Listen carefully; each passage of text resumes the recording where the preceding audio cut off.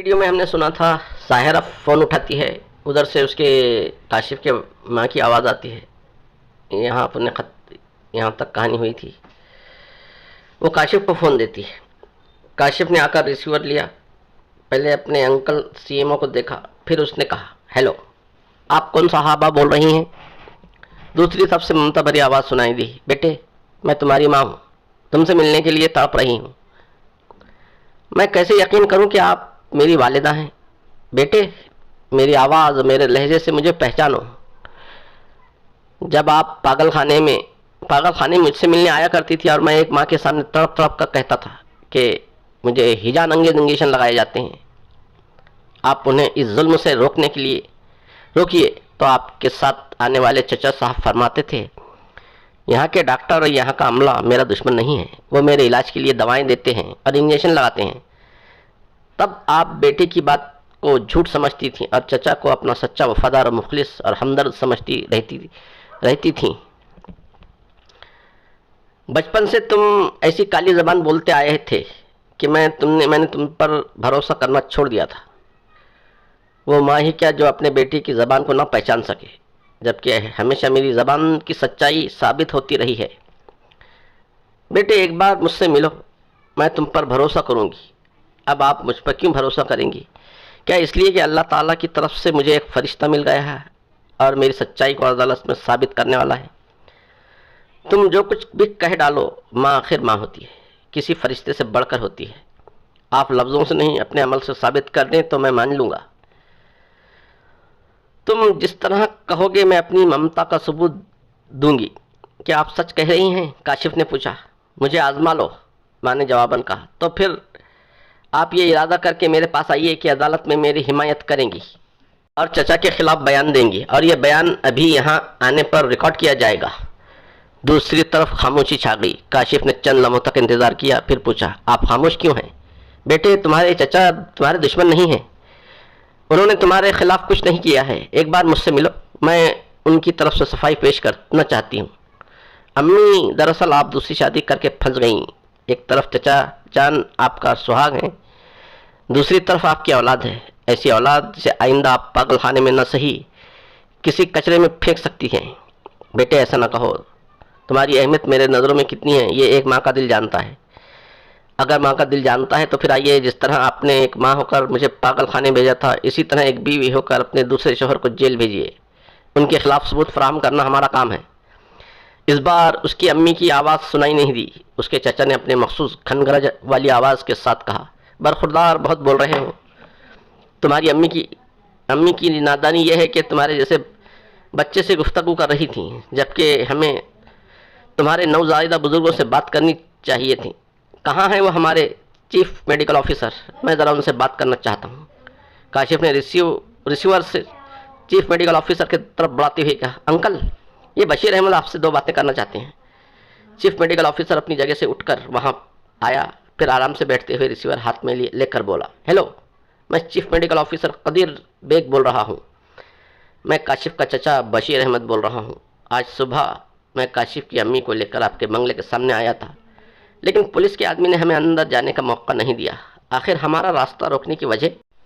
Chief medical officer نے کہا، بات اصل میں یہ ہے کہ 4 برس پہلے کاشف کو ایک کتے نے کاٹ لیا تھا، جس کی وجہ سے بیچارے کو پاگل خانے میں رہنا پڑا. اب میں اسے اپنے پاس لے آیا ہوں. یہاں میرے علاوہ شہر کے 2 اور تجربے کار ڈاکٹر اس کا معائنہ کر رہے ہیں اور اپنی رپورٹ تیار کر رہے ہیں. ایک ماہ کے اندر یہ آبزرویشن میں رہے گا. اس سے کسی کو ملنے کی اجازت نہیں دی جائے گی. ڈر ہے کہ وہ 4 سالہ والا کتا آ کر کہیں پھر اسے نہ کاٹ لے. ڈاکٹر صاحب آپ کتا کس سے کہہ رہے ہیں؟ بشیر احمد نے پوچھا. کاٹنے والے کو کہہ رہا ہوں، چیف میڈیکل آفیسر نے سنجیدگی سے کہا. کچھ دیر تک خاموشی طاری رہی، پھر بشیر احمد نے کہا، آپ سب کو وہاں آنے سے روک سکتے ہیں، لیکن ایک ماں کو بیٹے سے ملنے سے نہیں روک سکتے.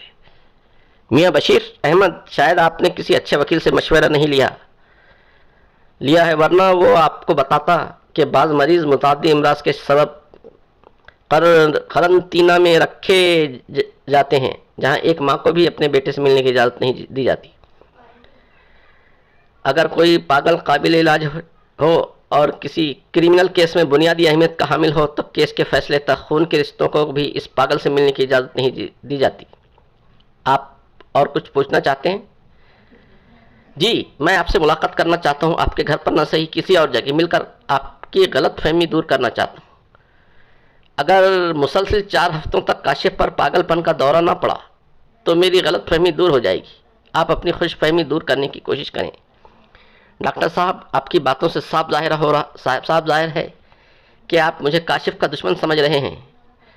میں نہیں سمجھ رہا ہوں، یہ کاشف سمجھ رہا ہے، اور کیسے سمجھ رہا ہے یہ آپ اسی کی زبان سے سنیے۔ ادھر آؤ کاشف بیٹے، تمہارے چچا بشیر احمد تم سے کچھ سننا چاہتے ہیں۔ کاشف نے آ کر ریسیور لیا، پھر کان سے لگا کر کہا، ہیلو، آپ لوگوں کے لیے میری کالی زبان نہیں ہے۔ اب اس زبان سے کچھ کہوں گا تو آپ لوگوں کی بھوک مر جائے گی، نیند اڑ جائے گی، لہٰذا اتنا ہی کہہ دینا کافی سمجھتا ہوں کہ میں نے آپ کو اور آپ کے مستقبل کے آئینے میں دیکھ لیا، بڑی اچھی طرح دیکھ لیا ہے۔ یہ کہہ کر اس نے ریسیور رکھ دیا۔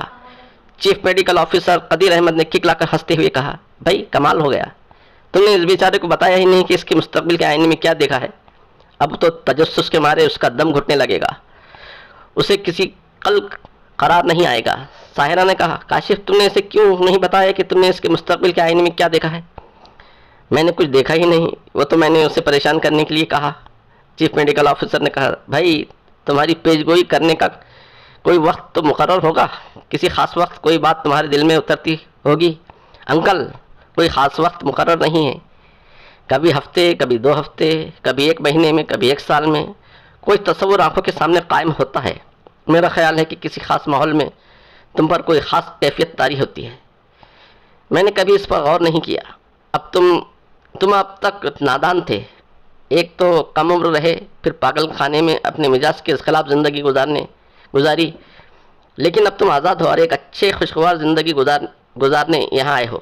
آئندہ جب بھی تم پر ایسی کوئی کیفیت طاری ہو اور تمہیں کوئی ہونے والی بات آنکھوں کے سامنے نظر آئے تو اپنا تجزیہ کرنا کہ وہ کون سا ماحول ہے، کون سی کیفیت ہے، اور تم پر آس پاس ظاہری طور پر اور باطنی طور پر کیا محسوس کر رہے ہو، یہ تمہارے لیے بہت ضروری ہے۔